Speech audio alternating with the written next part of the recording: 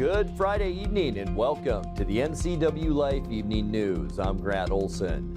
Here are a few of the stories we have coming up for you tonight. A judge must decide next week whether an Upper Valley man can be tried after his arrest in a police standoff last March. Beginning today, fire restrictions have been raised to stage 2 and the fire hazard level is now elevated to extreme in the Chelan County Valley Zone. An active weather pattern is developing this weekend with showers, thunderstorms, and cooler temperatures.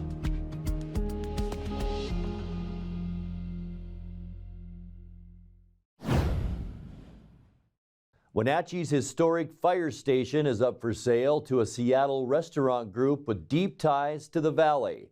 David Nichols grew up in Cashmere and operates 8-Row Restaurant in Green Lake with his wife Kate.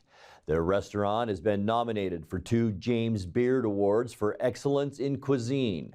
The couple has a purchase proposal before the Wenatchee City Council next week to buy the Chelan Avenue Fire Station, which was built in 1929 and taken out of service in October of 2021.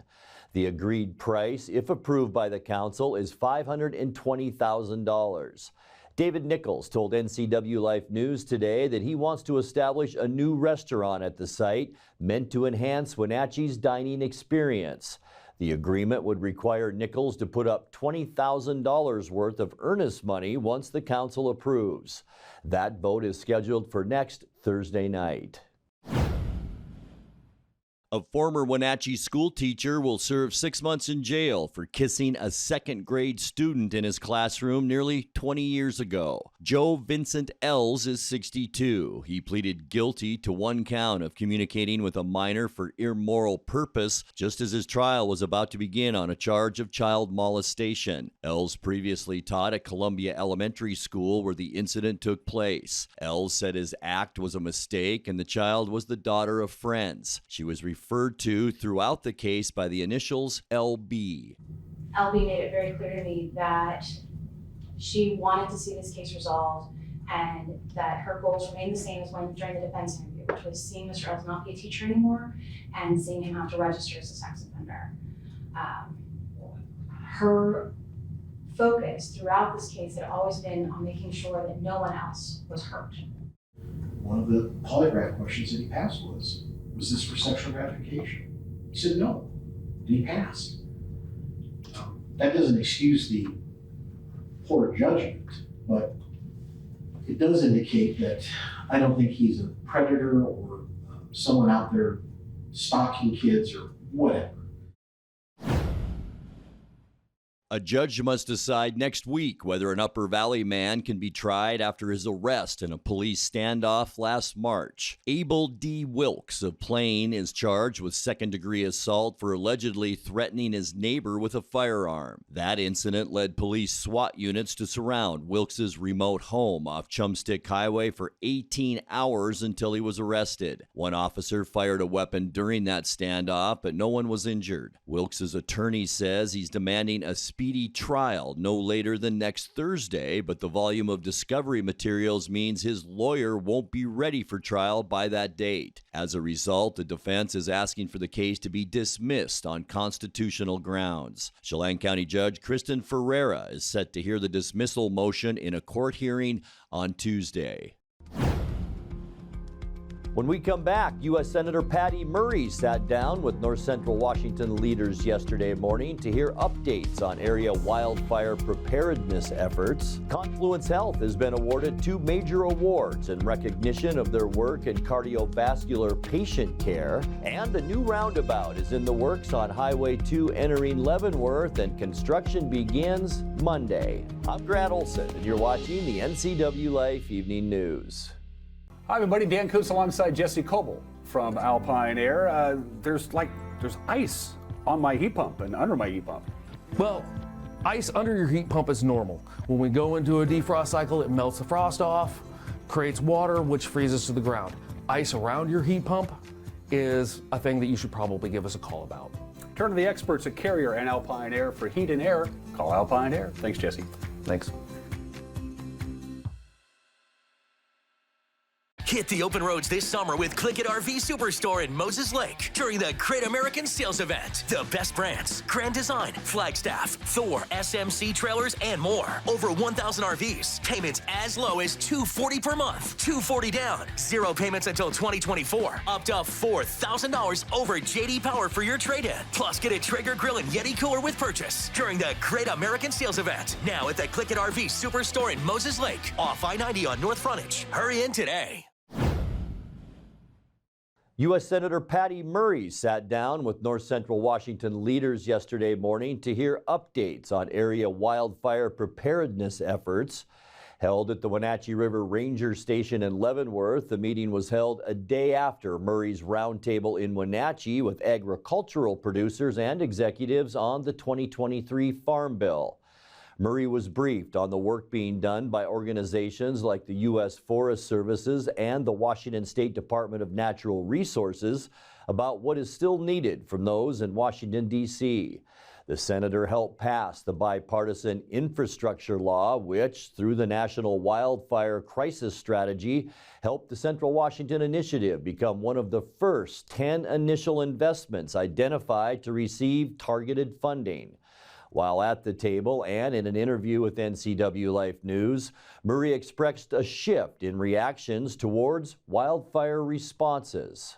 You know, over my time in office, I have really seen the conversation change. Where I used to just, oh, it's a forest fire, go up, make sure that the firefighters have the equipment that they need. It was more, how do we deal with the fire now? That has changed dramatically to what can we do to prevent and mitigate and make sure that we are all working together from the federal level down to the local community neighborhoods to prevent firefighters. So more of our resources are going to that, and that's going to make an incredible difference. Beginning today, fire restrictions have been raised to Stage 2, and the fire hazard level is now elevated to extreme in the Chelan County Valley Zone. Restrictions at a Stage 2 level include a ban on campfires in the Valley Zone, and target shooting is only allowed at a gun range, though hunting is permitted in open areas. Extreme is the highest level of the counties for fire hazard ratings of moderate, high, very high, and extreme. The Valley Zone includes the unincorporated lands and areas within the boundaries of Chelan County Fire Districts 1, 5, 6, 7, and 8. The Chelan County Mountain Zone remains at Stage 1 and a high fire hazard level. Confluence Health has been awarded 2 major awards in recognition for their work in cardiovascular patient care. The first award is the 2023 Award of Excellence in Cardiovascular Surgery by the Foundation for Healthcare Quality with the Cardiac Care Outcomes Assessment Program. This award recognizes that Confluence Health either met or surpassed 6 of the 8 key quality indicators in the assessment year. This is the second year Confluence Health has won this award. Also, the second award is the Lifeline NSTEMI Gold Achievement Award from the American Heart Association. This award recognizes the commitment to offering rapid and high-quality care to patients that experience non-ST elevation myocardial infarction, which is a specific kind of heart attack. A new roundabout is in the works on Highway 2 entering Leavenworth, and construction begins on Monday. Link Transit is heading up the construction at the intersection with Icicle Road near what is now the Leavenworth Adventure Park. The plan is to give Link buses a place to turn around at the west edge of Leavenworth, as well as calm the highway traffic entering the Bavarian Village from the west side. It should also allow better pedestrian safety at the intersection and will install a new water main underneath the roadway. The overall project is estimated at almost $4 million. Coming up next, hot August nights at the Numerica Performing Arts Center have kicked off, this time in heels. That's tonight's feature story. Get ready for showers, thunderstorms, and cooler temperatures this weekend. I'll have all the details in your complete North Central Washington weather forecast. That and much more still to come tonight. Please stay with us. Hi, I'm Brian Campbell, and I'd appreciate your vote for Mayor of Wenatchee. Born and raised in Wenatchee, I've experienced a lot of change over the years. Businesses have been devastated by the pandemic. People are concerned for their family's safety. Parents are concerned about their children's education and parents' rights. And people are struggling to make ends meet and find affordable housing. With my past service on our city council and 12 years of meeting attendance, over 100 years of combined community service, and over 40 years in the financial services and real estate industries, I'm uniquely qualified to provide common sense solutions to these challenges. Paid for by Brian Campbell for mayor. Hibis Public Market is on the move to make parking, dining, shopping, and events an even better experience for our community. Check out the progress that has already been made towards the revitalization. The West Side project is well on its way, but we need your help to get over the finish line. All donations are greatly appreciated and can be made online at our website or in person at the business office. We want to thank those who have already partnered with us. You are helping make the place we love a better place for our community to meet. Welcome back to the NCWLIFE Evening News. Hot August nights at the Numerica Performing Arts Center have kicked off, this time in heels. This year's performance of Kinky Boots began last night and is already sold out for tonight and tomorrow. There are still some tickets left for purchase on the Numerica PAC website, and the show runs until Saturday, August 19th. In tonight's features story, NCWLIFE's Dan Kuntz sat down with director Jamie Donegan and two of the performers to discuss how the show came about and what the audience can get out of that performance. We've been going down a path of trying to do shows that had bigger social messages, a little more on the edgy side. We don't want to compete with Leavenworth Summer Theater. That's its own entity, and we love that. But we wanted to do something that was different and something that was missing from the calendar here in town. And so when we started, we truly thought we were going to be playing to a younger crowd of people that felt like they didn't want to go see Sound of Music anymore. They'd seen it, they loved it, but they wanted to see other shows. And what we found was that the patrons, I would say a strong 65 to 70% of our patrons are older residents of Wenatchee and East Wenatchee, and they have embraced us completely. It is a fun show, but it also, it pulls the humanity out of everybody, and I think that's one of my favorite parts is across the board. You get to see everybody's humanity and sort of, you know, the things that you see in the news each day, you get to grapple with in a safe place, and you get to grapple with in a place that you get to ask, well, what if you do just get to accept someone for who they are? And again, that is essentially the story here, but you're just going to have to come and see. The story itself is fascinating. The message that the audience takes home with them, Jamie, is more so, isn't it? Yeah, I mean, it's, you asked me why I picked this show. I picked the show because it has fun music, it has a good story. It wasn't until after I picked it that things in America started changing with regards to these topics that we are addressing in this show. And that made me actually have to dig deeper to find a message that I thought would be more unifying and not hitting anybody over the head, but really pulling people into the conversation. And I always... It doesn't hit people over the head. That's the whole key here. You're not... No. Yeah. But it's always a more strength move to engage people and involve them in a conversation of getting to know your fellow humans instead of saying, oh, you're that? No. Or we're this, you guys are out there. Nope. Yeah. Engaging. Time now for a check of your north central Washington weather forecast, and boy, did things really change for us this afternoon. About noontime today, haze and wildfire smoke began to filter into the Wenatchee area, but look at the situation. This is the situation this afternoon up in Okanogan County. Right here is the town of Pateros. Brewster, you can barely see it back here. The reason our winds switched directions to the northwest, and that's now bringing about 3 of those wildfire smoke our direction, especially that bigger fire up by Oroville. So yeah, hazy and hot this afternoon. Things are going to change though as we get into the upcoming weekend, especially for us Saturday and Sunday, possibly into Monday. Yeah, we have a chance for showers and thunderstorms, especially these 3 days. Maybe some isolated activity as we get into Tuesday, and our temperatures will really cool down as we get into the first part of next week before they just go right back up next weekend. We'll talk more about that in a second, but here are there's zoned in chances of precipitation from the National Weather Service. Saturday afternoon, we're looking at about a 23% chance of showers and thunderstorms. I think that'll probably be closer to 30% for us, but our best chance as we get into Sunday, and this will be in the afternoon, we have about a 40% chance that we will see some thunderstorm activity on Sunday, and then Monday, a 1% chance. I think that's a little bit higher than that as we get into the afternoon, probably about 20 to 30% on Monday. Talk about warm temperatures. We got pretty hot out there once again today, 3 degrees above where we should be, 92 unofficially today.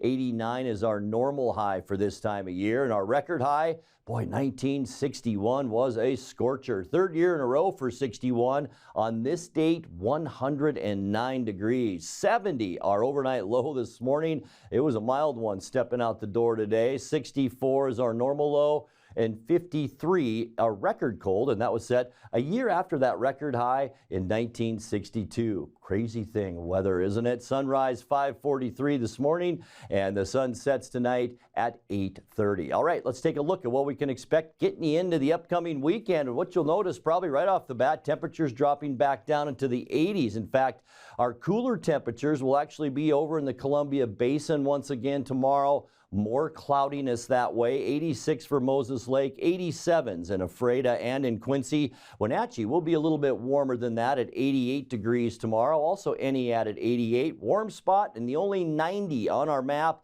Omak will be the warm spot at 91 degrees. Tonight, we do expect clouds out there, mostly cloudy skies. Here's our high pressure ridge kind of scrunched between two areas of low pressure, and this is the low that's kind of kicking up the clouds, and thunderstorm activity tonight will be mainly in southern Washington. Some good thunderstorms today down in Tri-Cities and Walla Walla. And then for Saturday, clouds and this strip of shower activity right over the Wenatchee, Moses Lake area. That will bring us that chance for showers on Saturday. High temperatures cooler in the upper 80s. And then for Sunday, it's my wife Michelle's birthday. Happy birthday, Michelle. And it's going to be kind of a rainy one. 40% chance of rain and thunderstorms in the afternoon. High temperatures on Sunday down into the mid 80s. Probably feel pretty good for a lot of us. We've been hot lately. Partly cloudy then on Monday to kick off our work week. Seasonal high temperatures as we go back into the upper 80s on Monday. And I really think most of the thunderstorm activity Monday will stay to our north. So that means you folks in Omak, Twisp, Winthrop area, you can see some of that on Monday. Partly cloudy then on Tuesday and mild with high temperatures in the mid to upper 80s. By Wednesday, pretty much the same story as Tuesday. We'll continue to see partly cloudy skies. A westerly zonal flow into Washington state. That'll cool us down into the low and mid 80s on Wednesday. And as we get to Thursday, partly cloudy skies for Thursday, maybe even mostly sunny skies at times as we get into the end of our forecast. Warming trend will begin on Thursday. I know it's not going to show so much on Thursday with highs in the upper 80s, but it looks like by Saturday and Sunday beyond Thursday, we're looking at highs between 95 and 100 degrees. Let's take a look now at the 7-day forecast. Once again, another night of 70 degrees overnight tonight. 88, some haze around for Saturday. Isolated showers in the afternoon tomorrow, 88. Our best chance for the wet stuff will be on Sunday. Mostly cloudy, a 40% chance of rain, maybe a stray thunderstorm in our area. And then a nice warm up Monday and Tuesday, about where we should be for this time of year. Upper 80s both days with partly cloudy skies. Our coolest day will be on Wednesday with partly cloudy skies and 84 degrees. And then by Thursday, once again, as I mentioned, that warm up begins. Sunny skies and 87. And that's a look at your North Central Washington weather forecast. Coming up next, tonight's sports report with Eric Granstrom and more as the NCWLIFE Evening News continues right after this. Enjoy the sounds of summer from your very own pool and spa. Blue Lagoon is now scheduling pool installations for this summer. Call today to schedule a free consultation for a custom San Juan fiberglass pool. And let the experts at Blue Lagoon handle the construction, installation, and regular maintenance. Turn your boring backyard into vacation paradise this summer with industry-leading San Juan pool. No need to go off the deep end. Relax knowing you're in great hands with Blue Lagoon Pool and Spa. Cade Marlowe delivered in the clutch for Seattle last night, cracking a grand slam home run at the top of the ninth inning to give the Mariners a 5-3 win over the Angels. Now, Shohei Ohtani kept the M's scoreless into the fifth inning when he had to stop pitching with cramping in his right hand and fingers. Eugenio Suarez extended his RBI streak to 9 games with a solo home run thereafter, but LA came storming back to take what seemed an insurmountable lead. That's when the rookie came through in the ninth. And blister problems in the month of July. High fly ball, right field, backing up Renfroe, backing up and gone. Gino's got the Mariners on the board. It's 1-0 Seattle. Hey, Eugenio Suarez, yet another run batted in for him. Man, oh man, is he hot. Crow hits it up the middle. It's a base hit to center. Here comes Ohtani around third. The stolen base pays off. The game is tied. That is why he's the MVP by a mile. Steals a base, C.J. Cron, clutch. Ties it up with a base hit up the middle. Moustakas lines a base hit to right center. This one's headed for the wall. Cron's on his way to third. He'll be given the green light. Cron coming home with the go-ahead run. Mike Moustakas an RBI double, and it's 2-1 Angels. But he drives this one to right field. Back to watch it go as Canzon. This is 40. There truly is no words to describe this man, Shohei Ohtani. A walk, stolen base, and then a rocket home run, number 40 of the season. He left the game after 4 innings with cramping in his hand and fingers, and then he hits a rocket out for a home run. He's just not of this planet. Here we go, the pitch. High fly ball, deep right field, going back, and goodbye! A grand slam by Cade Marlowe, and the Mariners have a 5-3 lead here tonight. They're bidding for the third comeback victory in the last few days, and how about Cade Marlowe's first career grand slam? Wow! 2-2 to Renfroe, and the pitch. Strike 3 called, Mariners win it. Wow, what a come-from-behind victory. Manager Scott Servais credited Brian Wu for a great start to give Seattle a chance for the dramatic comeback in that ninth inning. You know, it starts with Brian Wu. I thought one of the best outings he's had all year. Really efficient. Was in the strike zone early, got his secondary pitches working, and, you know, he ran into a little trouble there. You know, in the 6th inning with 2 out, you know, didn't want to give in to Ohtani. You know, steals the base, left the ball up to Cron. That's the pitch I think he wished he had back. Allowed you know, Cron to get the ball in play, and then, you know, but he didn't wilt. He's hung in there, got through the inning, obviously down the game, and then you're trying to hold him right there as long as we could. But what a comeback! You know, you need a couple things to go your way. Our guys were patient, drew a couple walks, and then huge hit by Cade Marlowe. What can you say? What he's done for us since he's come here.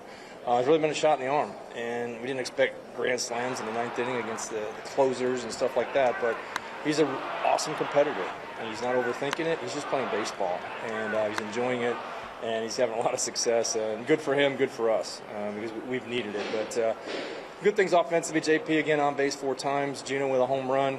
We continue to grind and find ways to win ball games. Not easy tonight. You know, Ohtani was on top of his game on the mound. You know, he had to come out. I don't know why he came out. I'm sure you guys know more than I do on that, but you know, good way to start the series, and we'll just keep rolling. Seattle and LA go at it again tonight at 6:38. That's available on Root Sports Northwest. Well, Max Scherzer made his Texas debut last night, allowing 3 runs on 7 hits over 6 innings while striking out 9.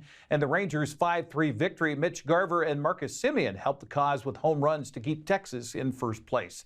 Rangers' lead in the West grew by a game after the Yankees knocked off the Astros 4-3. Anthony Volpe's RBI single broke a 3-all tie in the bottom of the 6th and put New York up for good. Ahmed Rosario's 2 2-run double highlighted a 4-run sixth inning for the Dodgers in LA's 8-2 win over Oakland.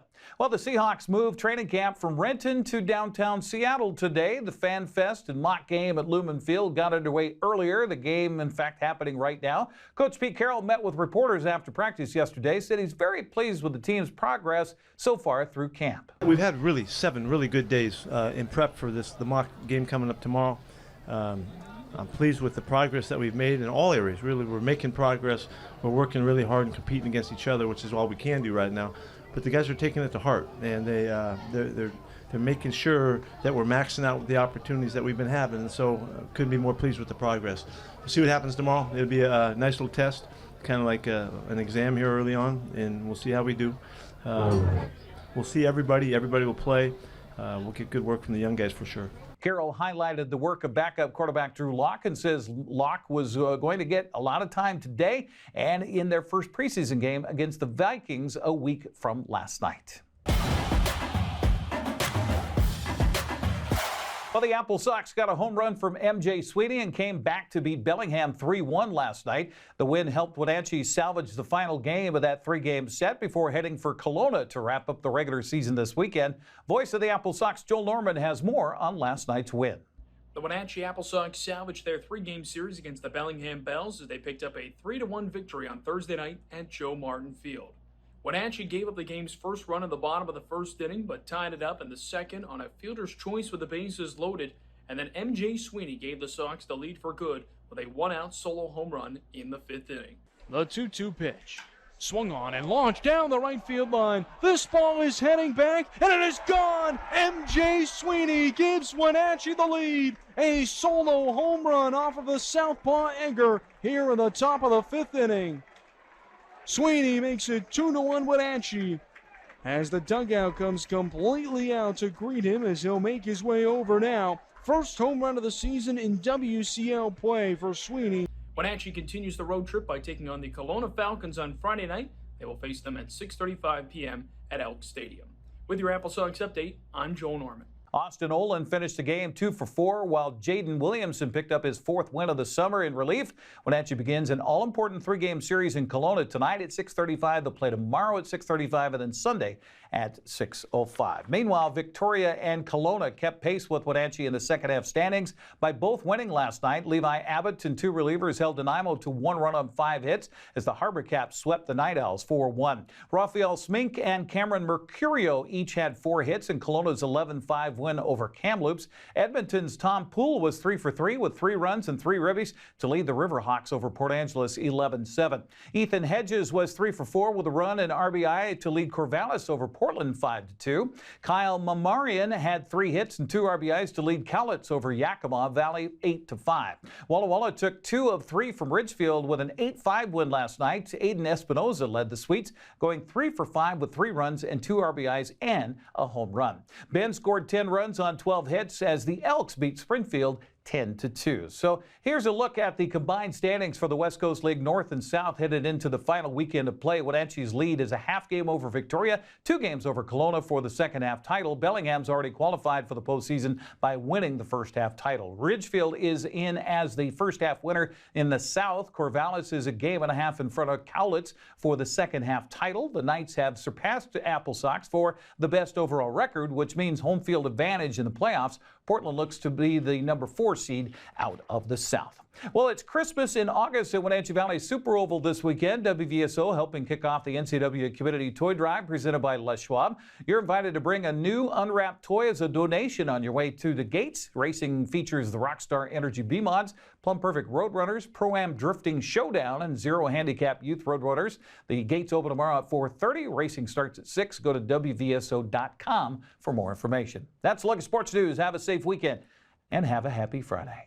And that will do it for our newscast tonight. For more on these stories and other news from around North Central Washington, you can find us on Facebook or our website at NCWLIFE.com. And remember, if you see news happening, we'd like to hear from you. You can send us an email at news@NCWLIFE.com or give us a call at 888-6295. I'm Grant Olson. Thanks so much for being with us and have a great weekend.